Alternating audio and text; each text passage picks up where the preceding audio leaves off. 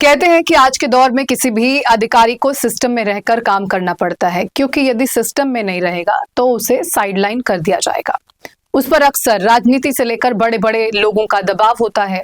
कई बार उसे समझौता करना पड़ता है तो कई बार सरकार के बैठे लोगों के सामने झुकना भी पड़ता है। कई ऐसे अधिकारी हैं जो सियासी हवा को समझकर और सिस्टम में बैलेंस बनाकर चलते हैं, जिससे उनकी कुर्सी पर कोई खतरा ना हो और ना ही तबादलों की समस्या झेलनी पड़े। लेकिन महाराष्ट्र में एक ऐसा आईएएस अधिकारी है जिसने खुद का सिस्टम तैयार किया है। उसने वो कर दिखाया जिसकी शायद कभी किसी ने कल्पना भी नहीं की होगी। करीब 4 महीने पहले की बात है जब वो फूड एंड ड्रग एडमिनिस्ट्रेशन यानी एफडीए का कमिश्नर बना था। एफडीए एक ऐसी संस्था जिसके दफ्तर में सन्नाटा रहता था, जिसके बारे में ना तो कभी ज्यादा चर्चा होती थी और तो और कुछ लोगों को तो ये भी नहीं मालूम था कि एफडीए नाम की कोई संस्था भी है। लेकिन जब से इस अधिकारी ने जिम्मेदारी संभाली तब से ही न सिर्फ एफडीए को लोग जान रहे हैं, बल्कि मुंबई के बड़े बड़े रेस्टोरेंट और होटलों में आजकल एक ही नाम का खौफ है। मुंबई के नामी होटलों के मालिक इन दिनों सुबह उठकर बस यही दुआ करते हैं कि गलती से भी एफडीए की टीम उनके यहाँ चेकिंग करने ना आ जाए। जिस शहर में कभी मिलावटखोरों और गुटखा माफियाओं का राज था, आज उन्हीं शहरों में ये माफिया दहशत में जी रहे हैं।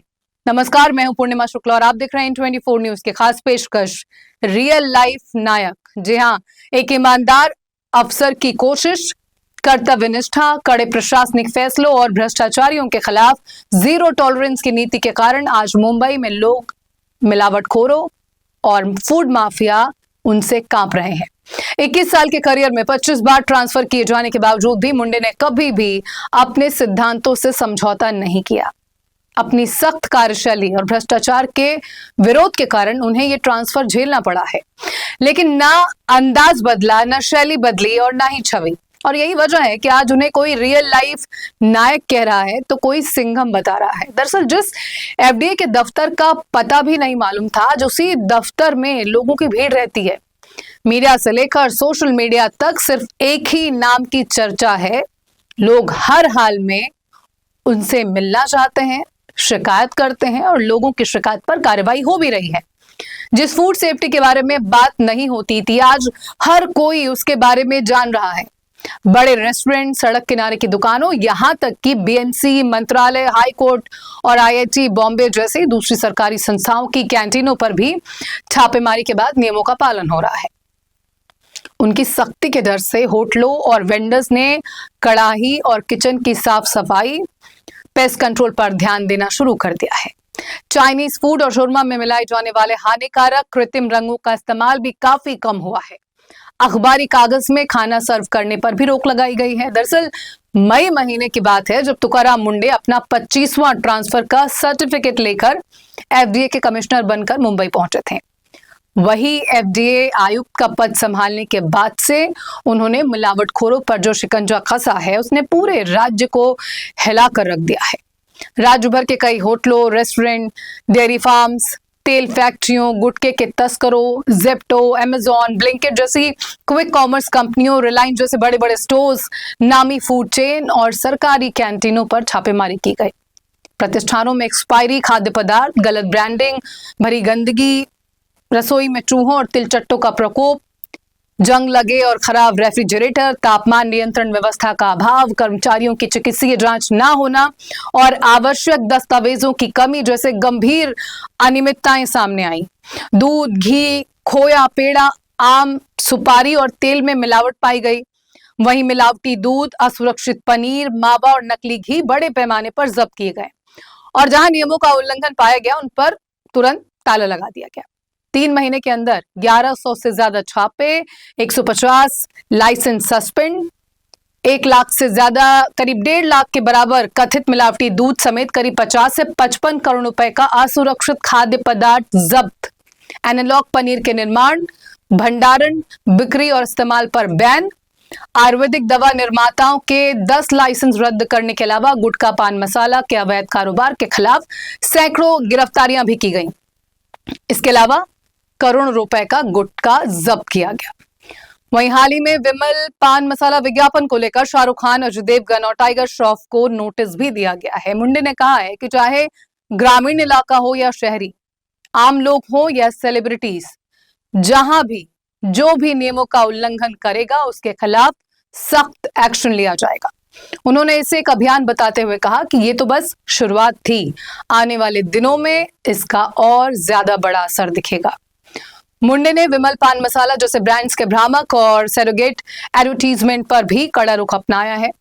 बॉलीवुड अभिनेताओं को भेजे गए नोटिस पर उन्होंने कहा कि नियमों के मुताबिक विज्ञापनों में गलत दावे करना प्रतिबंधित है और इस पूरी श्रृंखला में शामिल हर व्यक्ति इसके लिए जिम्मेदार है। मुंडे का साफ रुख है कि दूध सिर्फ खाना नहीं है, बच्चों, बुजुर्गों और मरीजों का पोषण है। इसमें मिलावट बर्दाश्त बिल्कुल नहीं होगी। तुकाराम मुंडे ने साफ किया है कि खाने पीने की चीजों में मिलावट जनता के स्वास्थ्य के साथ खिलवाड़ है। तुकाराम मुंडे का मानना है कि खाद्य सुरक्षा को एक जन आंदोलन बनना चाहिए, जिसमें केवल सरकारी कार्रवाई ही नहीं बल्कि जनता की जागरूकता भी शामिल हो। वहीं यदि हम मुंडे की तरफ से लिए गए बड़े फैसलों की बात करें तो राज्य में प्रतिबंधित गुटखा, पान मसाला और तंबाकू जनित खतरनाक पदार्थों के अवैध नेटवर्क को जड़ से खत्म करने के लिए मुंडे ने गुटखा माफियाओं पर सीधे मकोका लगाने जैसा सख्त रुख अपनाया है।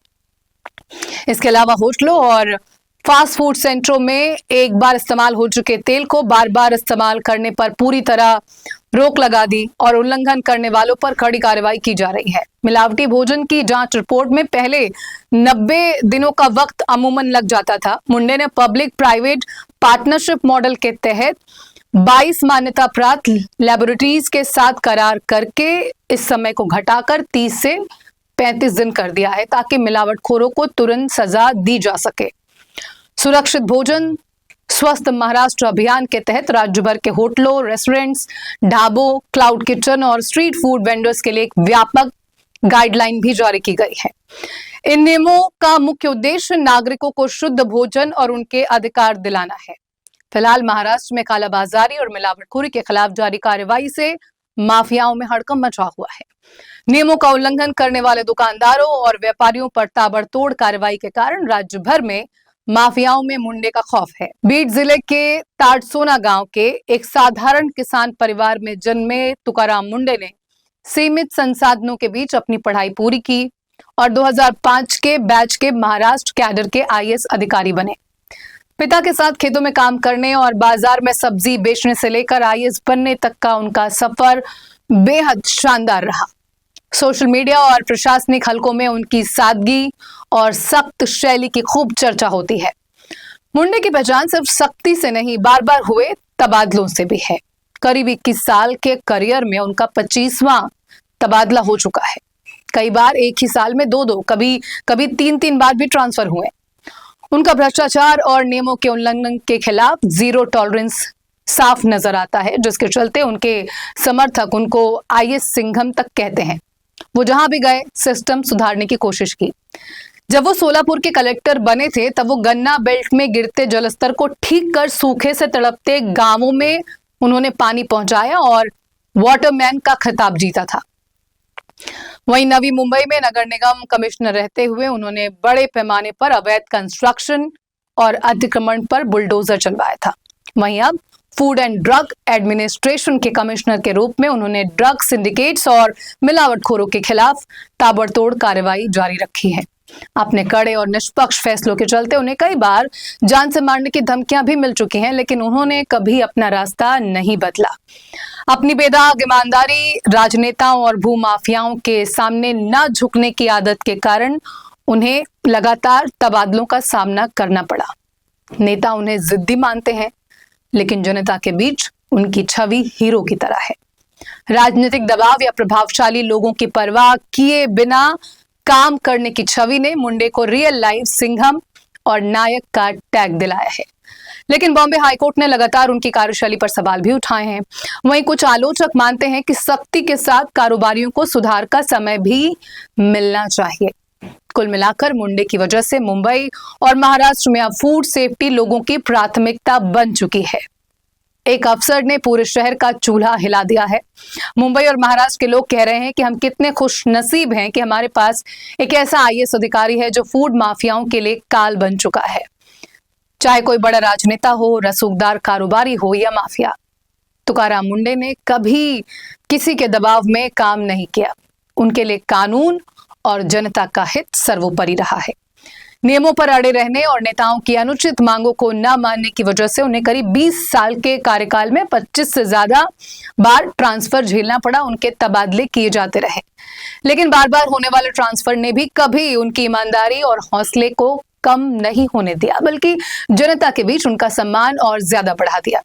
यही वजह है कि वो ईमानदारी, कर्तव्यनिष्ठा और निडर प्रशासनिक कार्यशैली की एक मिसाल बन चुके हैं।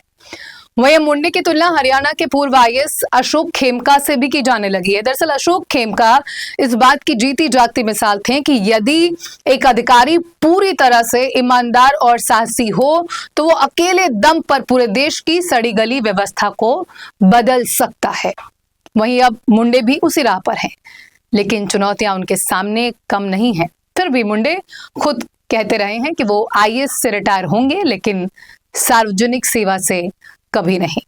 फिलहाल इस पेशकश में इतना ही। खबरें इन 24 न्यूज पर लगातार जारी हैं। जुड़े रहिए हमारे साथ, देखते रहिए इन 24 न्यूज।